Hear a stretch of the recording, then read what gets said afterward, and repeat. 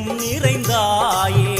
உன் திருநாமமே இங்கு பல கோடியே, அதில் எதை சொல்லி நான் அழைப்பேனோ.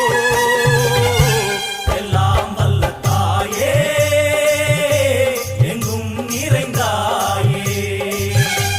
எல்லாம் வல்ல தாயே, எங்கும் நிறைந்தாயே.